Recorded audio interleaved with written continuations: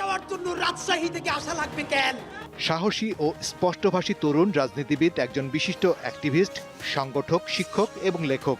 তিনি ঢাকা বিশ্ববিদ্যালয়ের রাষ্ট্রবিজ্ঞান বিভাগ থেকে পড়াশোনা করেছেন।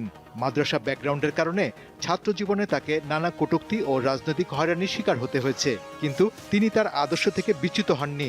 যিনি জুলাই অভ্যুত্থানে অংশগ্রহণকারী ছাত্র জনতার অনুপ্রাণিত সাংস্কৃতিক সংগঠন ইনকিলাব মঞ্চের মুখপাত্র, সমস্ত আধিপত্যের বিরুদ্ধে দাঁড়িয়ে স্বাধীনতা, সার্বভৌমত্ব রক্ষা ও ইনসাফ ভিত্তিক একটি রাষ্ট্র বিনির্মাণে তার প্রতিবাদের ভাষা অন্যদের থেকে আলাদা। জুলাই আন্দোলনে সামনের সারিতে ভূমিকা রেখেছেন তিনি। আওয়ামী লীগের নিবন্ধন বাতিল, সন্ত্রাসী রাজনৈতিক দলের গুপ্ত হত্যা থেকে দেশপ্রেমিক ছাত্র জনতাকে বাঁচাতে সব সন্ত্রাসীকে গ্রেপ্তার করা ও প্রাইভেট বিশ্ববিদ্যালয় সহ দেশের সব জুলাই যোদ্ধাদের জীবনের সম্পূর্ণ নিরাপত্তা নিশ্চিত করার জন্য তার ইনকিলাব মঞ্চ সরকারের কাছে 3টি দাবি তোলে। কঠোর ও প্রতিবাদী বক্তব্যের জন্য তিনি তরুণদের মাঝে ব্যাপক পরিচিতি লাভ করেছেন, যা অনেক সময় বিতর্কেরও জন্ম দিয়েছে। তবে নিজের অবস্থানে অটল থেকে তিনি অন্যায়ের বিরুদ্ধে লড়াই চালিয়ে যেতে চান।